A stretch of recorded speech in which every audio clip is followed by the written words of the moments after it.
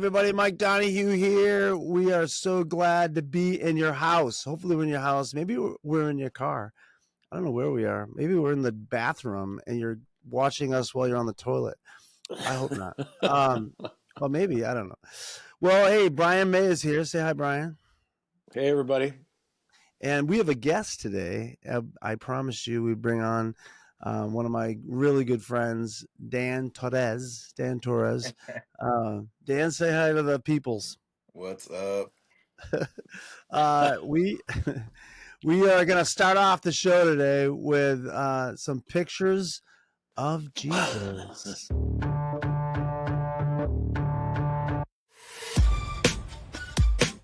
This first one, I don't even know what to say. And this second one, Jesus looking in the tower. I mean, I can't okay, so he's standing there next to this building looking inside. You imagine if you were that, you just go on your day, just in your office, hanging out, you look out and there's a big eyeball, like,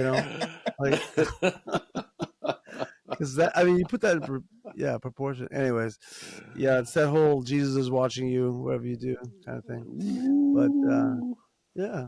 Well, we excited to have Dan Torres on. Dan and I go way back. When I became the youth pastor at Bellevue Christian Center, I met Master's Commission was being run by Toby Schneckloff at the time, but I was the youth pastor, coming in, and so those guys were going to work pretty close with me. So I got to know some of them, and eventually I ended up being the director of Master's Commission there. But Dan and I did not like each other right away. I actually liked Dan, but Dan didn't like me, and so we had to kind of work through that a little bit. I'll let Dan give you his excuses. His reasoning. But we've become very good friends, and I've talked about him on this podcast before about the idea that, real friendships take work and take, some friction sometimes, and we've had our share, but we have worked things through, and we're pretty good friends here. So, but I really respect Dan's faith. Dan's been through a bunch of stuff, made some mistakes, me too, Brian too, but came out the other side, with a stronger faith, I believe, and a more grounded and a more realistic faith. And so I'm just going to let Dan kind of just go. So Dan Torres, tell us about your life. What's going on, dude? All right, before we get started, because not a lot of people know me, but I'm sure like if dig up dirt on me, I do want to say coming on here, first off, I appreciate everything you and Brian are doing. I am a firm believer in exposing truths. I'm also a firm believer of owning mistakes. And I think both of you, after conversations, I haven't had tons with you, Brian, but the ones that I've had, I've respected. And I've known Mike for back when he had a real hairline. So yeah, it's been a while. But one thing I've always liked about Mike is, we can take the gloves off and fist fight, and we'll own our mistakes and keep moving forward. So I am not perfect. I'm not an expert in anything, and I am extremely flawed. And I don't say that with any kind of false humility or like trying to be like Paul. Like, I actually understand what Paul says when he says, I am the least of these. Like, I'm a piece of crap. I get it, and I understand that the only reason that I can walk in my faith is not because of anything that I do, but because of the grace of salvation. So, that being said, because I'm probably going to ruffle some feathers with whatever I have to say, and I don't even know yet because we haven't even talked about it. But I grew up in a good Christian home. My dad went to Life Bible College. Born and raised in the Bronx. Met my mom in LA. That's where I was born. Went to Foursquare churches, and then AG, I think, in middle school. And then I did not like the church. I did not like going to church. I was a lost kid looking for a place to belong, and everything that church was teaching me made me even more secluded and more of a nerd. So I just ran away from it. And one day I went to a church, a youth group, and got along with the people. And then I actually met a guy named BJ Hart who told me about Master's Commission.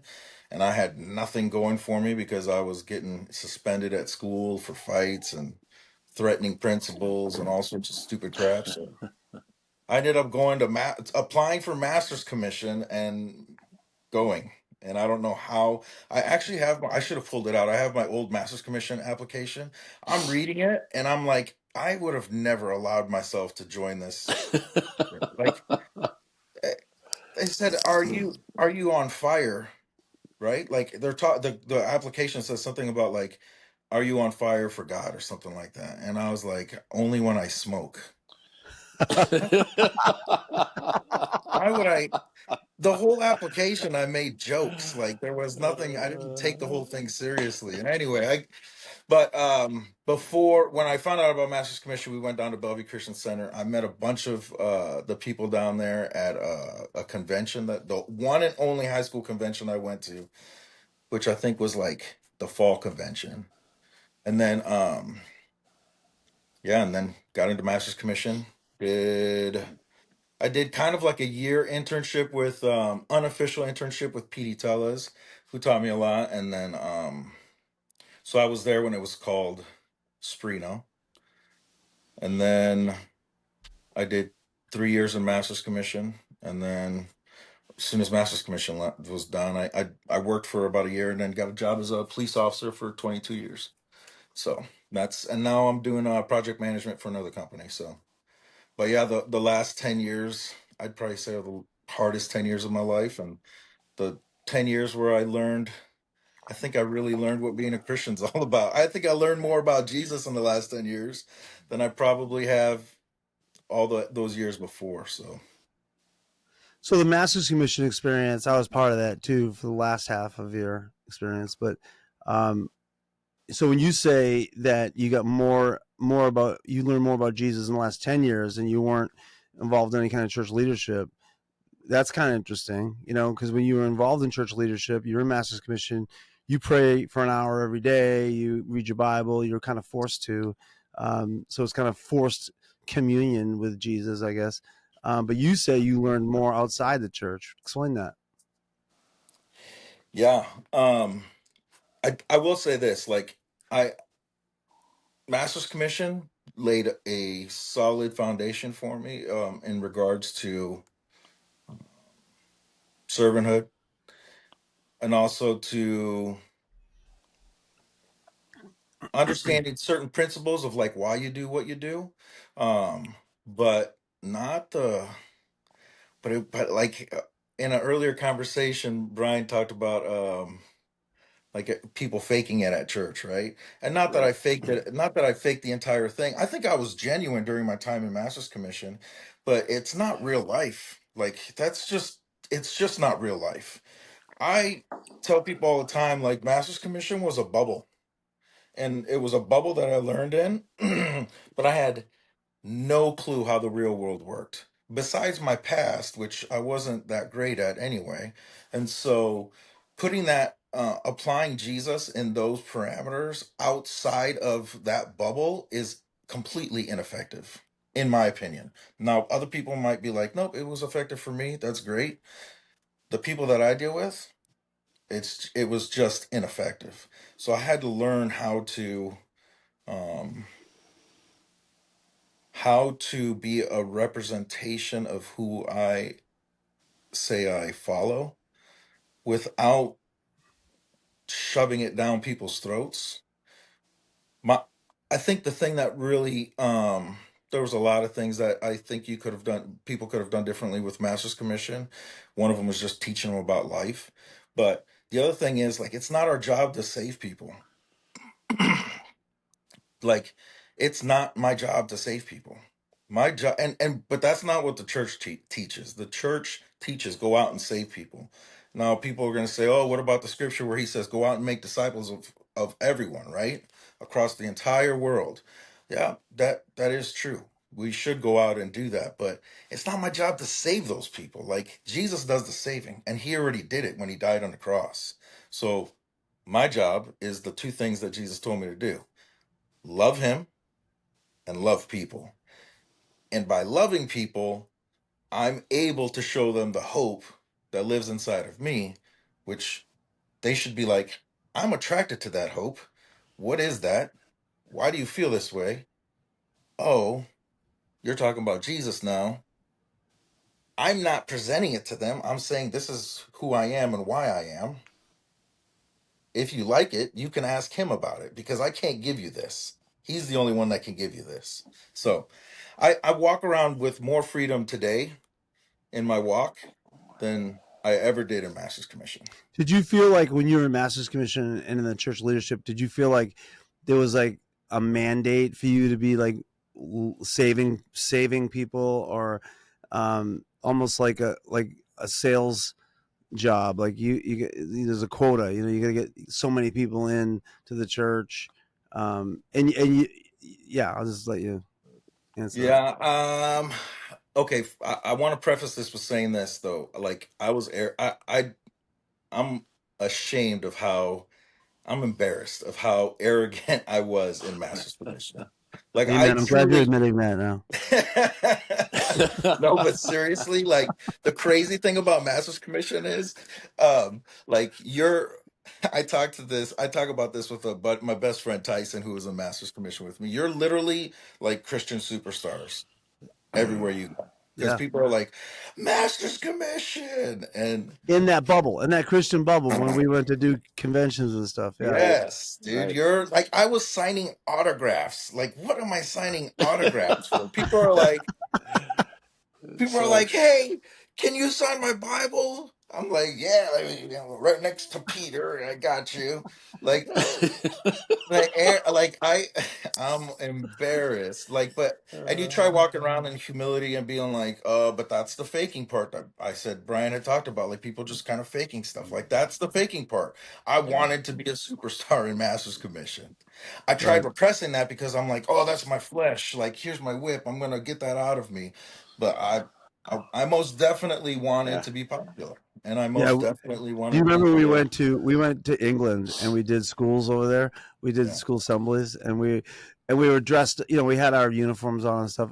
We literally this Brian, we literally had to lock Tyson and Dan up in the teachers' lounge because girls were ripping their clothes off. It was like the Beatles showed up in Hounslow, England. It was nuts. I mean, Oh, all of us were sweet. getting groped and grabbed and stuff, but these two boys, they were ripping their clothes off. That's not a joke. Like that's exactly what was happening. That's I amazing. have So, I had more people touching my groin that 1 year than I did my entire life prior to that. Like it that was is, insane. For Jesus, man, hallelujah. man, this is news to me. What did they find out when they finally came to the realization that MCs really stood for moving chairs? That was a oh, joke. we always knew that. We always knew that. so, so all kidding aside, uh, last week we talked about the bubble, right? And I mean, MCs Yeah. was kind of a bubble inside a bubble. And I'm just wondering, I mean, on one hand, you were talking about you Yeah. had this, Wow. they really, I mean, the church, and I don't know about Mike, I don't know what he was like then, and he was, doing the best he could. But they really played into that, that ego, right? They wanted to feed your ego. They wanted to tell you were great. They wanted to tell you that, hey man, you're making a sacrifice for the kingdom and you're the best of the best. They wanted to convince you that you were that. But I'm wondering if, like, during that time inside you, there was a conflict because, the real Dan Torres was still inside that system. I wonder if that there was ever a conflict between those two things. And even when you're in the midst of that, if you were saying, man, this feels weird to me. Yeah, I think well, the only thing I'll say about your statement is like I volunteered for it, so it wasn't like I applied to go there and Right. I got selected, right? But while you're in there, I think though that as I got further along, like I would say my third year, a little bit more of what you're talking about ends up coming into play, where I wanted to stay on my third year and they offered me $100 a month. Yow! So I stayed on for $100 a month because this is the, hey, we don't have a lot of money. You stay on for a third year, $100 a month. Now I can finally pay for my gas. Um, and after this third year, there will be more to come. And so you're like, all right, I'll sacrifice, I'll do this for Yeah. Jesus because I will get my reward at some point. So, and I just think those are false pretenses. Like, hey, that didn't happen and it wasn't going to. I have a feeling because of my personality, it was not going to happen Yeah. because I bucked the system. I did not like small groups. I fought Toby on that and I fought Mike on that. And Yeah. I didn't like some of the people that Mike was bringing in. I fought him on that. I mean, me and Mike we really didn't get along in the beginning because I'm opinionated. I'm not fake, so I won't hide it. And I had this, um, I had this weird thing go. I mean, a lot of it's my own issues. Like I had this weird thing going on in my head where because I'd never been in an environment like this, right? Bellevue Christian Center was intense in the 90s. And Yeah. so when I started hanging out with Petey, people were like, "Oh, Petey's like you're Moses and you're like Joshua." Well, Petey was a big deal back then. Like Yeah. that dude was super intense and I was like, "I'm Joshua?" I'm Joshua. That's right. I'm going to lead this youth group eventually into the promised land. So I will take that. And Petey, I want to say this: like Petey never said that, and Petey never like Yeah. embraced it or anything else. But everyone around me was saying that. All the other leaders, all the other older people, all this Christian stuff about like this is the next thing, and I took it and I ran with it. Yeah. Yeah. And I then I just came one. in and Yeah. ruined everything. Yeah, you ruined everything. Just one comment. They were giving you $100 a month, man. I should have been an MC instead of a school teacher.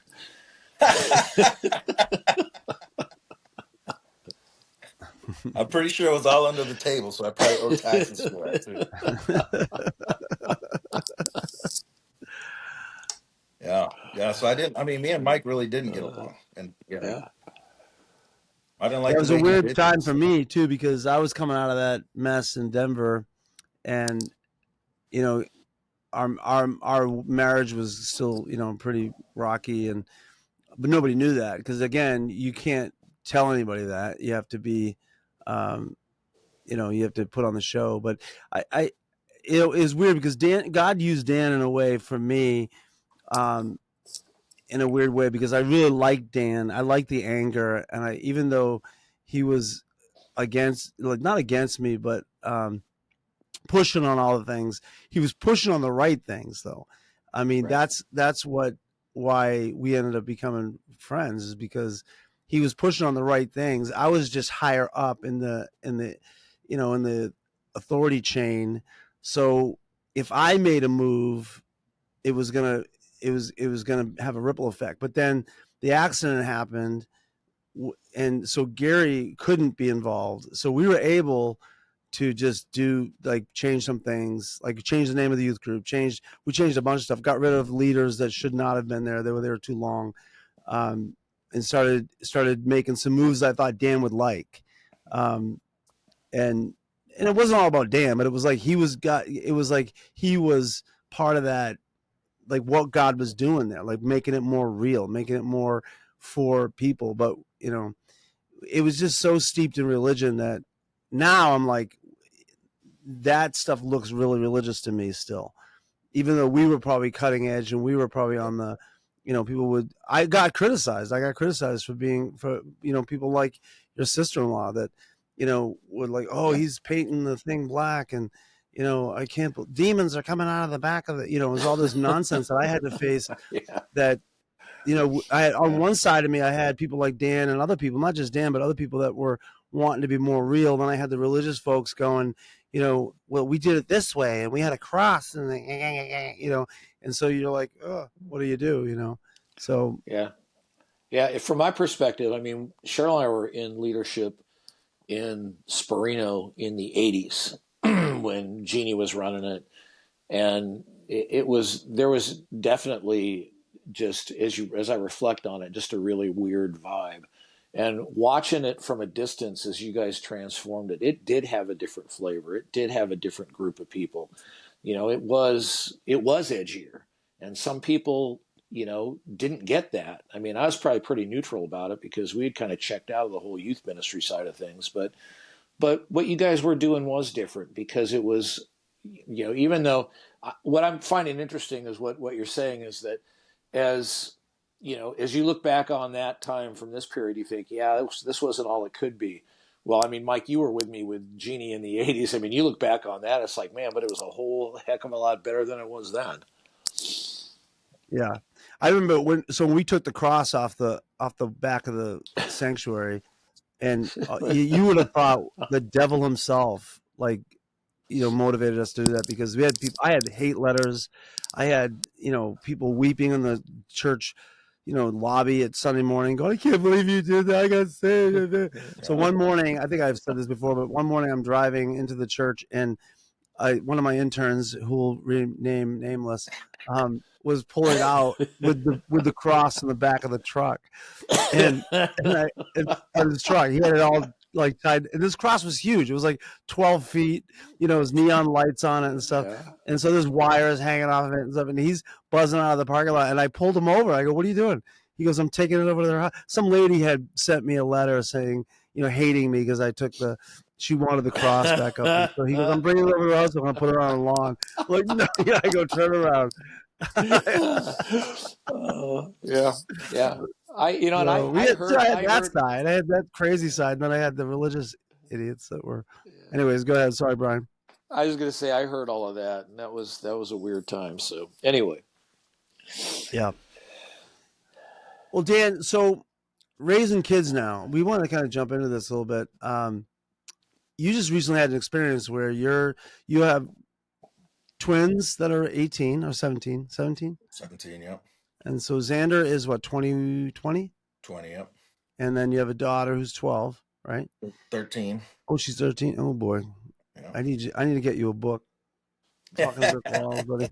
Uh, um, so uh, you just recently had an experience where the twins went to a church in Omaha, and some people started their Christian bubble talk on them about being called and anointed, and started getting them all revved up, and it triggered some stuff with you. Um, Explain Yeah. that. Yeah. I mean, we've had a few things that I've had to address with church stuff. Only because, like, I do not, I've there is no one else responsible for being an example and trying to show my kids who Jesus is more than me. Like, at whenever God decided that these four kids were going to be mine, he bestowed that on me to ensure that they at least knew who Jesus was. And I refuse to shove Jesus down their throat. I refuse to, like, they would ask me, like, "Can we get baptized at 5 years old?" And I'd be like, "Nope."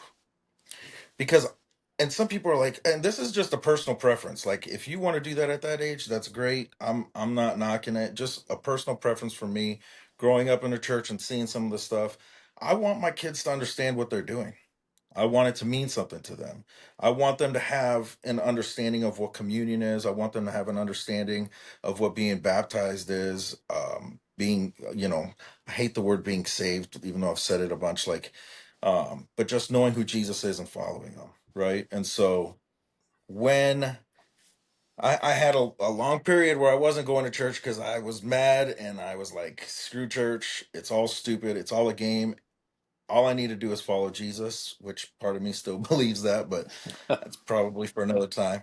Um, but I realized I felt conviction, not condemnation. I felt conviction that, hey, I probably should get my kids who are starting to be teenagers into some sort of youth group, just so they can be around other kids like-minded, because the only thing they're getting about Jesus is from me. And then they're going to school, and if they could find some allies with similar beliefs that might help them. And so I let them try out a bunch of different churches, and we had one. Well, I'll tell you this one first. It's a big local church, like not too far from me, and my kids went there. My twins were wrestling at the time. They went with a few wrestling buddies, and the youth pastor said something about phones down or whatever, and my kid was texting me to let me know, hey, we're gonna need to be picked up at this time because we're gonna stay later, right? And I guess the one of the leaders behind their group like snatched my kid's phone and was like, he said stay off the phones, and kind of like touched him a little bit harder. So then my kid tells me what's going on a text. He's like, yo, get off, blah blah blah. The other one's like, he's got his phone. So I end up going down to the church. I'm, I'm pissed. I am I'm like, I am going to, I don't care if you're a pastor or not. That doesn't impress me. Like a title doesn't impress me. So I went after church. Once the sermon was over, I went straight to the youth group leader and I said, hey, I got a problem with one of your guys. And he said, okay, tell me what's going on. So I told him, and then he says, okay, let me go talk to his guy. And so I said, all right. So they go and get his guy. And his guy's 20 years old, 21 years old. And my kids at the time were 15, the twins were. So I said, what's up? And he goes, well, my guy says that he was wondering if your guys were like drinking or smoking weed because of the way they were acting. And this is wrestling season. Mike, you know, my kids are not smoking weed or drinking during wrestling season. So I was like, nah, that's not them. And he was like, well, that's just the way they're acting. So that's kind of why my guy grabbed him. I was like, first off, your guy should not be touching my kid. And I'm gonna keep it real with you. Again, I don't care about church. Like, I'm not gonna be like, oh, uh, brother. yeah, I'm past all that. So I was just like, hey, I'm gonna keep it real with you. I said, you better be happy that I love Jesus because if I didn't, I'd probably be looking to find out whose teeth I'm gonna knock in right now for touching my kid and knocking the phone down, which I pay for. So, and he's like, you would do that? And I was like, absolutely. And he's like, well, I guess we're done here then. And I go, what do you mean we're done here? Like, I didn't get an answer to why you're doing that. And he said it again, and I was just like, all right. So then the guy apologized, and he's like, I guess you're never coming back then. And I go, nope. And I walked out, and I told my kids, I'm like, we don't need to go to this church. Right. Like, you're not drinking, you're not smoking. You actually came here to try to get connected, but this youth leader couldn't accept the fact that his guy made a mistake. This pastor couldn't accept the fact that his leader screwed up. Yeah. Yeah. And I'm going to confront you. And I'm not going to be like, hey, brother, is it possible that I could talk to the guy? I'm going to be like, nah, you touched my kid. Let's talk. Like, let's figure this out. I'm not cool with it. I will be confrontational because that's what it deserves. Right. Yep. So, Yeah. yeah. And then there's been a lot of other ones like the talking to my kids about a special anointing. Like, Yeah, that's I, why I wanted you to yeah. unpack So, that. so like the special anointing thing is frustrating because God is the one who decides who has the anointings, not man. And just because there may be, like my sister is one of the pastors at Bellevue Christian Center, and my brother-in-law is Andy, and I love them. I don't have anything bad to say about them, and I know their hearts and what they're trying to do. So, um, but if you're NAG or you're, in the Pentecostal type of atmosphere, you probably know who they are, and you might even know who I am. And if you know my kids, it's easy to manipulate them and say, "Oh, the reason you're feeling this right now is Yeah. because you have a special anointing on you and your family, and God is calling you guys to something higher and better, and if you just follow him, the Holy Spirit will lead you in ways that you've never been able to even imagine." And I hate that. Like, please be careful what you're saying when you're speaking about God or trying to say for God, because Yeah. I don't play that game. Yeah. It's So like I it's Why? just, like so I just Why? go ahead, Brian. no, I was going to ask the same question. Why don't you play that game? Well, I don't play that game because I was affected by it. And I know the damage that it can do when you say those kinds of things. And the damage that I had done to me was the effect it had on me was I became angry at God because I was like, all these people told me that you were going to give me something and I didn't get it, so screw you, you can't do it. Why? Why am I going to even listen to anybody who claims to say what you're saying, and then I'm walking around with a crappy this or a crappy that, or I've got a kid that's going through this and you can't take it away from them, like all that stuff, man. And so I don't want that for my kids. I don't. Yeah, I think So, I think what basically, they're Dan setting just up said. expectations that are too high. Right. Well, or they're setting up Go ahead, Brian. Sorry. expectations. Well, I was going to say the same thing. We're like dialed in today, Mike. They're setting up expectations that they have no clue as to whether or not they're real, and they're likely not. And it sets people up, as Dan said, for failure and disappointment. What do you suppose the motive is behind doing that, behind saying something that to someone? I mean, we can't judge everybody's motive, but you can get a beat on it. I think I so okay, I will say this. I think because if having been in that position before, I think until you get wiser, your motives are I really want to help this person get closer to Jesus. Okay. Now that I'm older, I think I look at it and say it's just a form of manipulation to now I gotcha. I've spoken into a deep part of your heart for yearning and desire and acceptance. And now it's going to make it easier for me to do it again and again Yeah. and again and again. And not necessarily in a bad way, Yeah. but just it's a control play. So Yeah. Yeah. And I just want to call something out for people who watch this podcast. I mean, that was a really wise answer, I think, from Dan, because we've talked about a lot. Nothing's 100% good, nothing's 100% evil. There's always a mix in there. And, you just have to be on your guard, and you have to take responsibility for yourself and for the people you love. You can't yield that to anyone. So I think that was a really insightful answer. yeah, yeah. I mean, I just think that there's been so much. Like my kids, I did not. I raised them to know who Jesus was in this world. Like we're in this world but not of this world, but we're still in it. Like we can't be walking around talking to people like, hey brother, how was your walk with Christ today? And then they're looking at you being like, bro, I'm trying to get the science, what are you talking about? Like that's not the way this works. So the So way I spoke at a high school last week, right? And a teacher that goes to my church, who's a Christian guy, was sitting on the second row, right? So, you know me, Dan. When I'm in an assembly, I'm reading the room, right? And I read it fast, and I know what I need to do to get that room to come with me. So I dropped a couple shits and asses. I said bullshit or something like that, and I had who I wanted. Right, they came right with me. So I'm looking at this Christian guy. He goes to my church, and I don't know where he's at. Right. So, but I don't care. I'm not there to him. I'm not there to speak to him. I'm there to speak to those kids. I do what I got to do to get those kids to listen to me.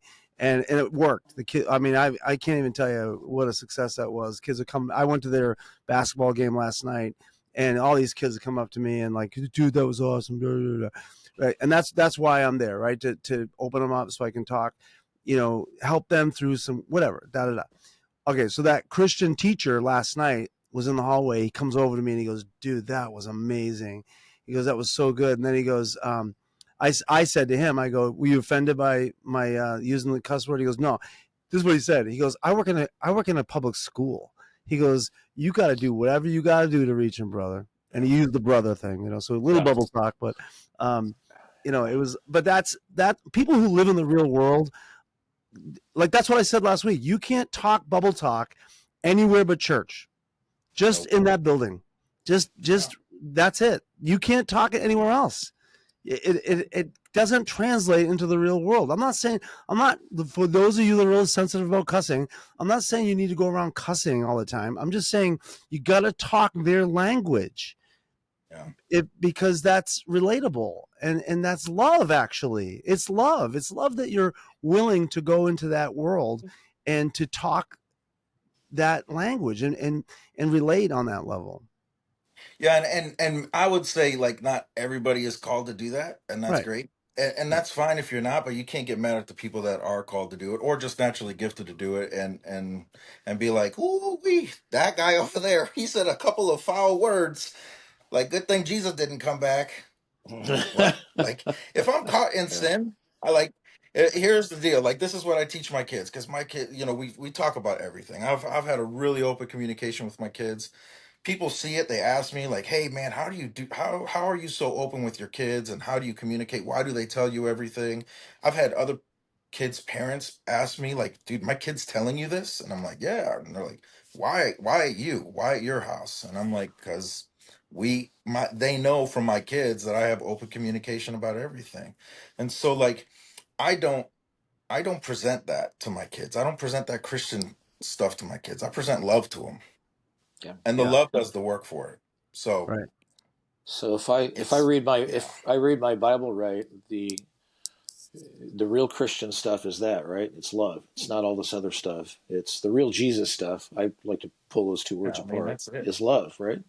That's what it is. And Yeah, I mean that's I it. think He talked to a woman at the well. yeah, yeah, yeah. It I Yeah, what is becoming a kind of a repeatable theme from the people we talk to on this podcast is that the way I put it is that what Jesus came to talk about was for real people who live in a real world, right? And whatever that looks like for you or for me or for Mike or for anybody else, if what you're doing isn't real and it doesn't fit in the world that you live in, then maybe you need to check that, and maybe you just need to be yourself. And I love what you said before, Dan, that if you're going to follow Jesus, there's really two things that are important: love God, love other people as you love yourself. the thing I was gonna say about that oh he cussed and like I teach my kids because they're so like fear is what youth groups are some youth groups are built on, not all of them. And it's the fear of hell, the fear of death, the fear of being eternally separated from Christ, right? And so when I've got my kids asking me like, "Man, I went to a youth group and they talked about like having sex, which is still a big deal at in 2024 even though we know everybody does it. Um Having sex, I'm going to go to hell." And then I got youth leaders telling me I'm going to hell. And I'm like, "Oh, but you are a teenager and your hormones are raging." Not that I condone premarital sex, but I think it probably is going to happen, right? If it doesn't, great. If it does, okay, we'll deal with it. But if you're living that fear, there's no freedom in that. And Yeah, not that you can just go out and do whatever you want and commit whatever sins you want, but there's freedom in knowing that if I love Jesus and if I die in the middle of a sin, I can still go to heaven. And I know that's going to be controversial for some people, but if you say this is my reply to people that say it's not true. If you say that if I die in the middle of a sin, even though I love Jesus, what you're saying is my actions and my works are more powerful than the blood that was shed on the cross when Jesus died for me, which isn't true.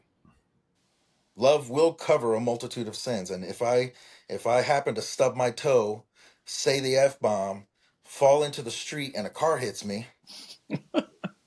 I die and go to hell. Right. Yeah. That's that That's not even biblically correct, yeah, like is what you just said. Yeah. yeah, It's yeah, not. And yeah. But fear is a tactic for sure, and that's what keeps everybody in line. And that's sort of the trigger for me. That triggers me, and the whole what you were talking about. That whole idea that I just get angry at how the church doesn't do the first part, right? The love, yeah, loving God and then loving people. They really want to use fear to control people, and especially young minds like that. I went to a Bible study, I ended up getting kicked out, um, but the leader was talking to me about they had a Bible study with kids from the high school that his kids went to, and they just turned these kids into anti-gay kids. That's basically what that group was. It was an anti-gay group in the school, and it's like you're missing the point. You're not supposed to be anti anything. We're supposed to be pro Jesus and pro love and pro people, because he was pro people. He died for people. He didn't die for the rules. He died for the people, and Right. the rules are just set up so we have some parameters. But it's not that we don't worship the rules. We don't worship the law. We've been on and on about that, but that just frustrates me. It just really does. The freedom, and here's the thing: is what you talked about with your kids, as far as what they're doing, right? Living on this level, and what the church, the expectations they want them to live. That gap between those two things is what kills kids, because they're not able to be honest about their real life. So they know what you expect of them. They know, on a youth group, no sex, no cussing, no this, no that. But they're vaping, they're on their phones, they're looking at porn, and they are like Yeah. 85% of kids are looking at porn. Yeah. That's a fact, right? Yeah. So you got this expectation level, and this is where they really live, and you can't talk about where you really live because it doesn't meet this expectation. That creates a gap, and it creates liars out of those kids. They become Yes. liars, Right. and that's not Jesus. Jesus wants to talk about this level where you're at, and he's not afraid of that. The church is Hey, afraid of that. Mike, I'm sorry, I'm gonna interrupt you because you're getting me all wild. You're getting me all amped up because it's like okay, it, I'm gonna tell you a story, and it goes along with what you're saying, and I can actually take this and bring it into my adulthood because this is what I've done, and I'm sure if you guys both looked at your lives, you'd be like, yeah, us too. I have a 13-year-old daughter who went to church. I think it was one of the youth groups, and because she goes to like two different youth groups because she's in volleyball. She is a fan. She's probably my most athletic kid in regards to sports. She's fantastic. Why wouldn't she be? She's got three older brothers who are all athletes. She's amazing. Anyway, she made the national team, and for her age group. And she comes home one day. I picked her up from youth group one day, and she starts talking to me. And like I said, we talk about everything. So she's like, I said, "What's the matter?" Because she was kind of quiet, and she's like, I'm just having a hard time right now, and I just don't know what to think." And I was like, "About what?" And she's like, "Well, this happened a couple of weeks ago, and I didn't say anything to you, but then it kind of came up again tonight, and I'm confused." And I said, "All right, tell me." So she said, "Well, they say if you love Jesus, then Jesus needs to be number one in your life, and if anything is in the place of that number one in your life, then it's an idol. And if it's an idol, it needs to go away." And I go, "Okay, there's truth to that, but what are you talking about?" And she's like, "Well, I have volleyball practices sometimes on Wednesdays, and sometimes I have games on Sundays, and that means I have an idol in my life." And I was like, "Whoa!" And I pulled a Mike Donahue, and I say that with all respect because Mike has pulled me out. And as I just, if I will say this, Mike has been one of the most influential people in my life in regards to being authentically me and loving Jesus authentically. Like, and whenever I was being a piece of shit, he'd be like, "Does Dan Torres love Jesus?" And I'd start breaking down and being like, "I do." And he's like, "Okay." So I broke it down with her like this. I said, "Adora, do you love Jesus?" And she said, "Yes." And I said, "Do you think that if there is one thing that you love the most, it's Jesus?" And she's like, "Yeah." And I go, "Okay. Do you love volleyball?" And she's like, "Yeah." And I said, "If you had to pick right now, which one you love more, which one would it be?" And she was like, "Well, I love Jesus more, but that doesn't mean I don't love volleyball." And I said, "Exactly. Yep. There's nothing wrong with that." Yep. And I said, "And just because you miss a youth group," I said, "that doesn't matter. When it's talking about being an idol, Adora, it says it has taken the place of God." I said, "Do you still talk to God throughout the day?" "Yeah." "Do you still pray at night?" "Yeah." "Do you still read your Bible?" She's like, "Yeah." And I go, "I don't see an idol in your life. I see something that you enjoy doing. And for this season, during volleyball season, it's going to be a little bit busier. But then when it's done, are you going to go back to trying to be at youth group as much as you can?" "Yeah." I go, "Okay." And if I hadn't dealt with that with her, Because she was like, that's exactly how I felt. I was confused. And I was like, yeah, if I hadn't dealt with that with her, then she would be like me, where anything that I took pleasure in my life, I was like, oh my gosh, this is an idol. I need to get rid of it. And then it gets me angry, or I suppress certain things, or I can't deal with certain things. And I can't have anything fun in my life because it's taken the place of Jesus. Yeah. I get it. So that's amazing. That's amazing that you talked to her like that. And Yeah. thank God she had you in her life to bring balance to that, because that's amazing. And it's really interesting that you told that story, because just yesterday a guy came into the office where I was I was at a school yesterday, and one of the teachers came in. I was talking to the principal, and he came in and he said, "Hey, there was a great assembly." But then he started talking, and he said he was a cop in Colorado, and a girl committed suicide because she loved Jesus so much that she wanted to be with him, so she took her life.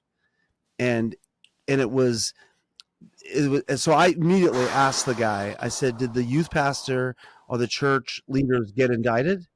Because they basically, whether they meant to do it or not, they got this girl so stirred up about loving Jesus, and that was all her life meant, that this balance part of it, where you have a life and that Jesus put you on this earth to be a witness and to enjoy life. He said, "I came to give life and life more abundantly."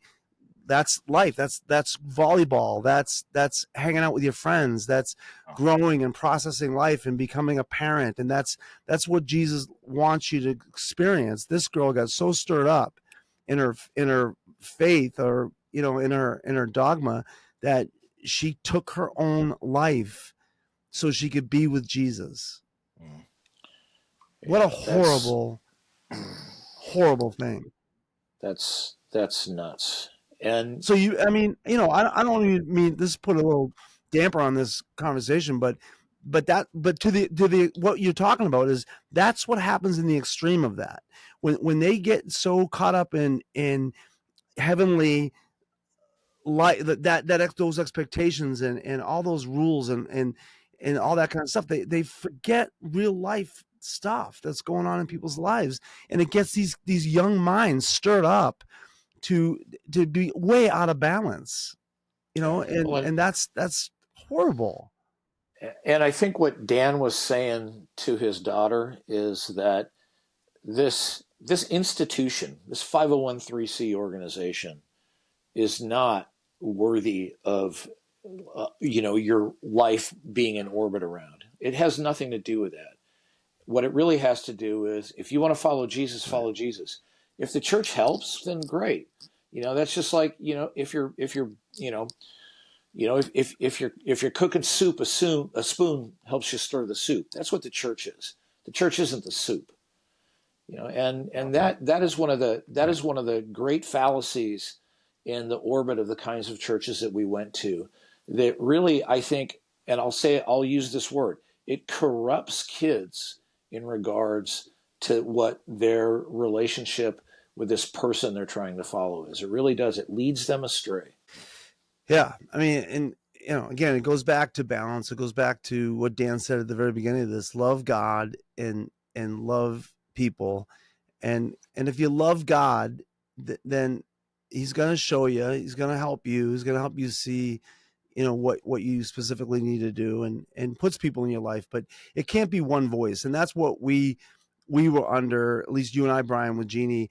It was one voice, and her voice echoed through Rick Lormer, through Gary Hoyt, through Eric Waterbury, through all these other agents of hers.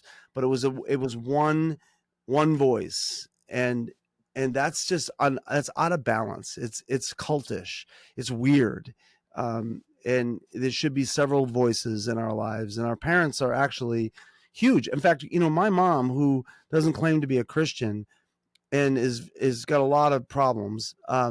I listen to her on certain things. I mean, I'll sometimes God uses her. She'll say something. Most of the time, it's crazy talk, but sometimes, like, she'll say stuff, and I'll be like, "Oh, that kind of makes sense." Yeah. And God uses her, because she is my authority. Speaking of authority, right? Like, in a sense, I mean, I was her son, and so I listen. And I think that you have to have that kind of balanced approach to things. I know we kind of get off subject a little bit, Yeah. but yeah. Dan, thanks so much, man. We had Can I say a couple things real quick though? absolutely. Like I know that there's people out there listening to you guys' podcast that are upset, angry about certain things, and whether they're right to be or not, that's neither here nor there for me. But what I will say that, and I've said this to you, Mike, and I think I said it in front of Brian one time when we went to lunch. I think what you guys are doing is like super powerful in regards to exposing things. I don't think there's anything wrong with exposing mistakes, wrongs, bad behavior, and everything else like that. And people get into this like wanting to defend the people that made those mistakes instead of realizing that what you're doing is you're going after the one. You've got your 99 at church. You've got your 99 that are surrounded and have a great support group. And maybe they got over some of those hurts, or maybe those hurts didn't affect them, but you're going after the people that were wounded and ran away. And that is literally what Jesus tells us to do. He says, leave the 99 and go after the one, Yeah. because that one needs it. That one is lost. And there are people, I know most of what you guys talk about is not like parenting, like what I'm talking about, but most of what you guys talk about is hurts and things that have happened and wrongs. I would encourage people listening to this that are angry to be like, not so focused on the people bashing and more focused on the fact that you're willing to expose those things and say, hey, as a member and as a community person of this body of Christ, this church, I want to extend a hand out and say, I'm sorry. I want to extend a hand out and say, the things that happened to you shouldn't have happened to you. And if we can mend this, then help let me know what we can do to mend this, so then we can both be walking towards Jesus in a way that is helpful, right? Yeah, yeah, So I just want to say thank you for you guys for doing that, because I think I know I know you're getting some slack on it, but I would venture to say that the good you're doing outweighs that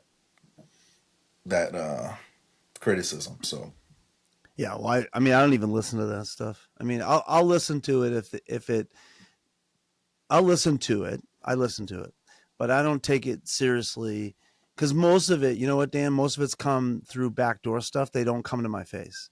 Like if yeah, you want to come to my face and call me or text me or email me, and when I say my face, I mean directly to me. yeah, Um, I'm totally fine with that. But nobody's done that. Nobody's done that. I yeah. haven't got anybody. Maybe one or two minor ones, but the stuff I'm hearing about is through other people saying, "I heard so and so said, so and so said." I don't care. You know, Yeah. I don't care about that because they're not coming to me. So if they want to come right to me, we can have a debate and talk about specifics. And if I'm wrong, I'm going to admit that I'm wrong. But I'm not going to admit I'm wrong to a hearsay. You know, to people who don't No, have I the get gut. that. Yeah. So Yeah. whatever. But yeah. So I appreciate that. No, I appreciate you saying the 99 thing. I almost started crying. You jerk. Um, because that's what it's about, man. It's exactly right. It's that rescue. The word rescue has always been something that triggers me in a good way. Like I think that's what Jesus did, right? He just came down and rescued man. And Yeah. rescue is a tough thing. When you go into, you know, I love the Air Force. They have a pararescue uh, division, and they go where down pilots are. They go where the enemy has captured people, and they get them out. And I tried out for that team, and I made it pretty far, but I didn't make it all the way through. But I think it's been a theme of mine in my life is go where it's hard. Yeah. Go. I'm in public schools. It's hard. Those kids are dealing with a lot of anxiety and a lot of crap. As you know, you got teenagers. And so I go there. That's where I'm at. I live there. I go into those schools. And but even in this realm of being on a podcast where we're trying to get people who were injured by an institution that lied to them, told them that they love them, and then when they didn't, you know, adhere to all the rules or do, you know, jump through these hoops, they abandoned them. And then Yeah. they think that's God. No freaking way. There's no way God would ever do that. And Yeah. so, yeah, that's my rescue mission is rescuing those people who got a wrong picture of who Jesus is Yeah. because the church let them go. And shame on the church for doing that. Shame on the church for doing that. And so I'm going to fight for that. That's what I'm Well, going to do. because the truth of it is, and it's in the, I'm not, one of the scriptures I probably was supposed to memorize in Master's Commission, but I didn't. Something about God being close to the brokenhearted and contrite, right? Right. And that's exact. So when are you brokenhearted and contrite in spirit? When you're down, and Right. that's when God is close to you. And opposite of what some churches do, which is they're like, "Ooh, you got too much heat on you. I need you to get your shit straight and then come back because you're too much of an influence on all these other people. And if they see you broken, that's too scary. We'd have to deal with a bunch of broken people. Come back when you're better."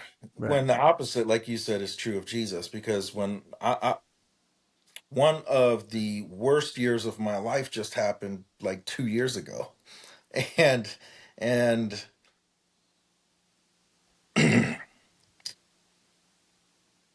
I've never felt closer to Jesus than I had at that in those moments, Yeah. and the people who I consider the church, because I have a hard time considering buildings churches because we're literally the church. Um, the people that I consider church that ministered to me during that time and that loved on me, and that's Christian talk, sorry, that loved on me, and just told me it was going to be okay. Or maybe they just would say, "This really does suck. Sorry you're going through it." Like, that's what helped me get through it. And Yeah. that's what made me realize that God was with me that whole time. Yeah. So, Yeah. Because he was. He yeah, is. absolutely. Yeah. It Yeah. still is. Yep. Yeah. And, I want to say this because I love you. And I went through the hardest time of my life. And, when I went through a divorce. And the day I got summoned, what did you do? You took 3 days off of work and traveled around with me and helped me.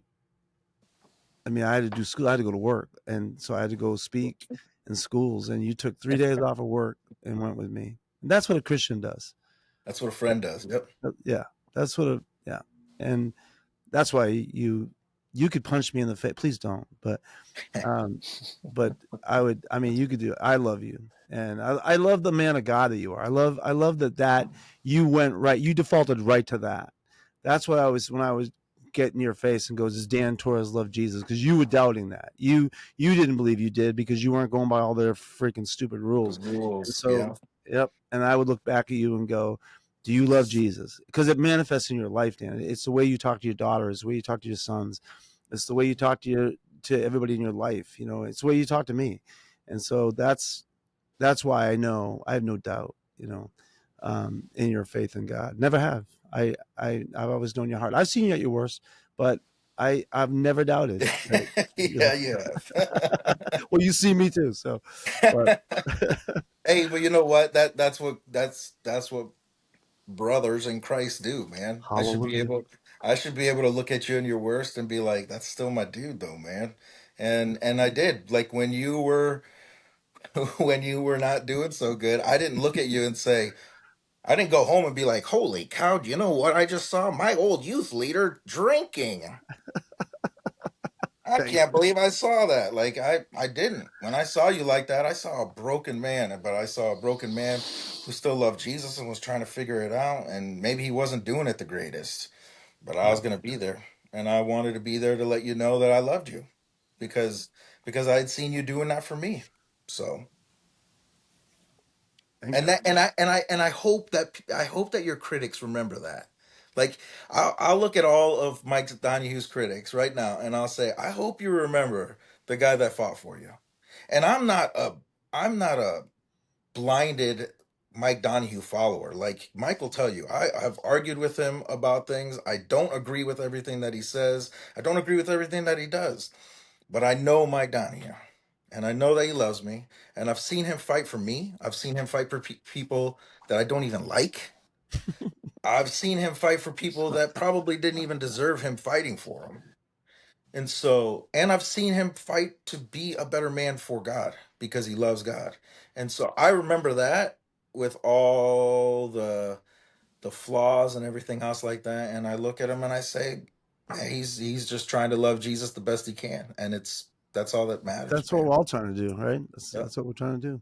Well, Brian had to jump off. It looks like. Yeah. So I know what he would say right now. Brian's a great man. I mean, Brian, I know Brian enough to know that he loved this podcast, and so I'll just speak for him right now and say, thanks, Dan, from both of us. Thank you so much for coming on, and I could also speak for Brian and say this won't be the last time you're on. We want you to come on because you know. Yeah, we didn't even touch on glory balls, so Did you like that podcast? dude. Oh man. That's all I got to say about that. I did like the podcast. I just did not like glory balls. I want to get Glory Balls shirts now. My wife does t-shirts, so you just let me know. I'll get them sent to you. Oh, dude, don't even tempt me. Maybe. All right.